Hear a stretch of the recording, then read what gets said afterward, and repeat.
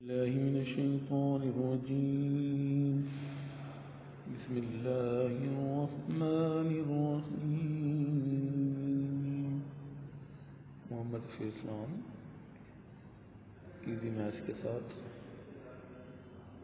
मैं आपको नहीं कहूँगा कि मेरे चैनल को लाइक या सब्सक्राइब करें। ज़ाहिर बात है, अगर आपने देखना है, अगर आप चाहते हैं कि आसान मैथमेटिक्स को समझें तो आपको सब्सक्राइब करना पड़ेगा। बगैर सब्सक्राइब के आपको नोटिफिकेशन नहीं आएगा कि मैंने क्या चीज़ आपके सामने शेयर की है।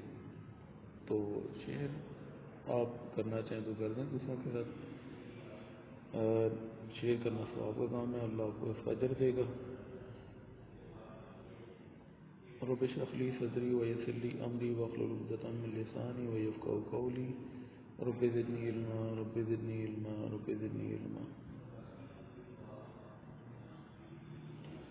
चैप्टर 4 है इंट्रोडक्शन टू एनालिटिकल ज्योमेट्री, जिसका एक बहुत इंपॉर्टेंट क्वेश्चन है मैं डिस्कस करने जा रहा हूँ। एक्सरसाइज 4.3 क्वेश्चन नंबर 6 है, जिसको सॉल्व करने जा रहे हैं। कहता है जी 3 पॉइंट्स, ए पॉइंट के जो कोऑर्डिनेट्स हैं 7 -1 है, बी पॉइंट के कोऑर्डिनेट -2 और 2 हैं, सी पॉइंट के कोऑर्डिनेट्स 1 और 4 हैं। ये 3 कंसेक्यूटिव वर्टिसेस हैं। हमने क्या करना है, फाइंड फोर्थ वर्टेक्स। ए पॉइंट के कोऑर्डिनेट्स को हमने और बी और सी पॉइंट्स के कोऑर्डिनेट्स को लिख दिया। हमने फोर्थ वर्टेक्स फाइंड करना है, जिसका नाम आप डी रख देते हैं और उसके कोऑर्डिनेट्स को एक्स और वाई का नाम दे देते हैं। क्योंकि ये पैरेललोग्राम है, पैरेललोग्राम की डेफिनेशन क्या होती है, आमने सामने की साइड पैरेलल होती हैं। ठीक है, कंसेक्टिव से मुराद है कि रोड बाय रोड चलना है। ठीक है, मैं आपको सिंपल अल्फाज में समझा देता हूँ। रोड बाय रोड से क्या मुराद है, ए से बी पे आएंगे, बी से सी पे आएंगे, ठीक है, सी से डी पॉइंट पे आएंगे और डी पॉइंट से ए पॉइंट की तरफ आएंगे। ये कंसेक्टिव होता है इससे मुराद। अब आपने देखना है कि ए बी साइड जो है वो पैरेलल है सी डी साइड के, और ए डी जो है वो पैरेलल है बी सी साइड के। ये हमने क्वेश्चन में दिया हुआ है। क्योंकि पैरेललोग्राम है तो उससे मुराद ये है कि ए बी पैरेलल है सी डी साइड के। अब अगर हमने लाइन पैरेलल हो तो उनकी स्लोप क्या होती है, आपस में बराबर हो जाती है। तो हमने इनकी स्लोप को आपस में बराबर करना है।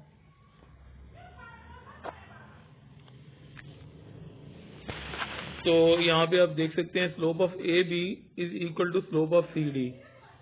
आपके सामने पॉइंट्स मैंने यहाँ पे लिखे हुए हैं। ए और बी पॉइंट की अगर हमने स्लोप फाइंड करनी है तो x2 आपका 2 के बराबर है और x1 आपका -1 के बराबर है। फॉर्मूला आपके सामने हाईलाइटेड है y2 - y1। तो 2 में से माइनस फार्मूले का और -1 होगा तो 2 + 1 बन जाएगा। अब हमने x2 में से x1 को माइनस करना है, तो x2 आपका -2 है, उसमें से हमने 7 माइनस कर दिया।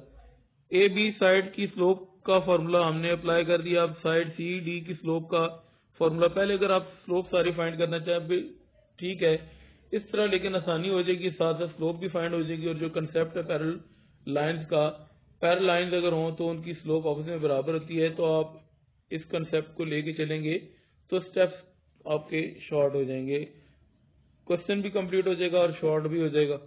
अब स्लोप ऑफ सी डी हमने फाइंड करनी है, तो आपने क्या करना है, y2 - y1 अगर हमने अप्लाई करना है तो y में से 4 माइनस होगा, x2 - x1 हमने लिखना है तो x में से 1 माइनस होगा।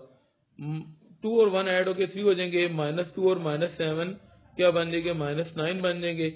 y - 4 डिवाइड बाई x - 1 हमने उसी तरह लिख दिया है।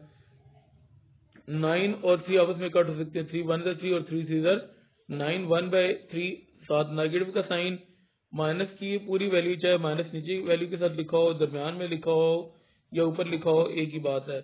y - 4 ओवर x - 1 हमने एज इट इज ही लिखा है।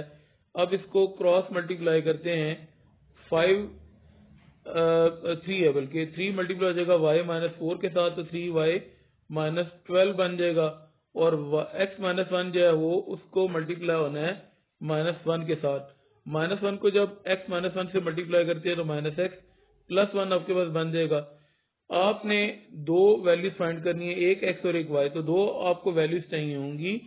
अगर फाइंड करनी है तो दो इक्वेशंस नहीं होंगी। तो आपने क्या करना है, यहाँ पे जो -12 है इस साइड पे आके +12 बन जाएगा और -x इस साइड पे आके +x बन जाएगा। तो इस तरफ 3y था, x -x इस तरफ आके +x बन गया था। तो इस साइड पे आपका एक तो 1 था और -12 इधर आके +12 बन गया।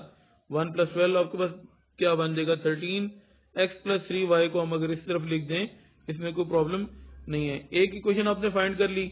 अब आपने क्या करना है, दूसरी इक्वेशन को फाइंड करना है। तो पहले आप यहाँ पे देख लें कि ए बी और जो साइड सी डी थी वो हमने पैरेलल सपोज की थी। तो अगर सपोज क्या की थी, क्वेश्चन में गिवन था कि पैरेललोग्राम है तो वो दोनों साइडें आपस में पैरेलल थी। अगर लाइन पैरेलल हो तो उनकी स्लोप आपस में बराबर हो सकती है। यहाँ पे देखते हैं कि अगर मिसाल के तौर पे साइड ए बी और साइड सी डी पैरेलल हैं तो उनकी स्लोप आपस में इक्वल है। स्लोप को हम m1 m2 से रिप्रेजेंट यहाँ पे करें, पहली स्लोप को m1 दूसरी स्लोप को m2। ये फार्मूला आपके लिए जनरल लिखा है। अब आपने यहाँ पे देखना है कि ए डी और बी सी आपस में पैरेलल हैं। अगर ये पैरेलल हैं तो इनकी स्लोप भी आपस में क्या होगी, बराबर होगी। पॉइंट्स आपके सामने लिखे हुए हैं। अब फार्मूला अप्लाई करते हैं। ए डी की स्लोप मैंने फाइंड करनी है तो क्या करूंगा, y2 - y1 अगर हमने लिखना है तो y में से -1 फार्मूले का और -1 ये होगा तो y + 1 बन जाएगा। x2 - x1 हमने करना है तो x2 आपका x है उसमें से x1 माइनस करते हैं तो x - 7 बन जाएगा। स्लोप ऑफ ए डी आपने फाइंड कर ली। स्लोप ऑफ बी सी अब हमने लिखनी है तो बी और सी पॉइंट को हम देख लेते हैं। 4 आपका क्या है y2, उसमें से y2 माइनस होगा तो 4 - 2 बन जाएगा।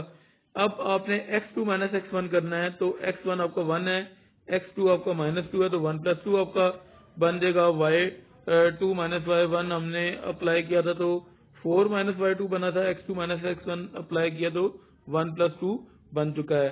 स्लोप के फॉर्मूले मैंने अप्लाई कर दिए। अब इसको सिंप्लीफाई करते हैं।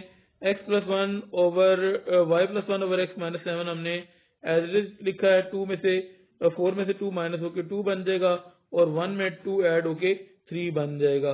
अब क्या करते हैं, क्रॉस मल्टीप्लाई करते हैं। x - 7 जब मल्टीप्लाई होगा 2 के साथ तो 2x - 14 आपके पास आंसर आ जाता है। और 3 को जब मल्टीप्लाई करते हैं x - 1 के साथ y + 1 के साथ 3 को मल्टीप्लाई करते हैं y + 1 के साथ तो 3y + 3 बन जाएगा। वेरिएबल हमने एक साइड पे लिखने हैं और वो लेफ्ट हैंड साइड पे लिखने हैं। तो हम क्या करते हैं कि ये +3y है इस तरफ आके -3y बन जाएगा, ठीक है। और -14 इस तरफ आके क्या हो जाएगा, +14 बन जाएगा तो 3 + 14 इस साइड पे लिखेंगे। अगर हम वेरिएबल को इस साइड पे लिख दें और नंबर्स को इस साइड पे लिख दें कोई प्रॉब्लम नहीं है। 2x - 3y = 3 + 14 क्या बन गया 17। पहले हम बेसिकली x को पॉजिटिव लाना था इसलिए y को साइड पे लेके गए थे तो हमने टारगेट वो अचीव कर लिया था। दूसरा टारगेट क्या था, वेरिएबल लेफ्ट साइड पे होना चाहिए, नंबर एक साइड पे होना चाहिए, तो हमने वो भी टारगेट अचीव कर लिया। दो इक्वेशंस आपके पास आ चुकी हैं। दोनों इक्वेशंस को मैंने ये हाईलाइटेड करके इक्वेशन 1 और इक्वेशन 2 थी आपके सामने लिख दिया है। दोनों इक्वेशंस को अगर हम ऐड करते हैं, क्यों ऐड करते हैं कि 3y और 3y आपस में ताकि कट हो जाएं, सब्ट्रैक्ट करते हैं। तो अगर सब्ट्रैक्ट तब हमने करना होता है कि अगर साइन सेम हो। ऐड हम क्यों करते हैं कि एडिशन की रीजन क्या है कि एक +3y और एक -3y, तो हम यहाँ पे ऐड कर रहे हैं। x + 3y = 13 पहली इक्वेशन थी, दूसरी इक्वेशन 2x - y = 17 था। इन दोनों वैल्यूज को ऐड किया तो 3y और 3y आपस में कट हो जाएंगे।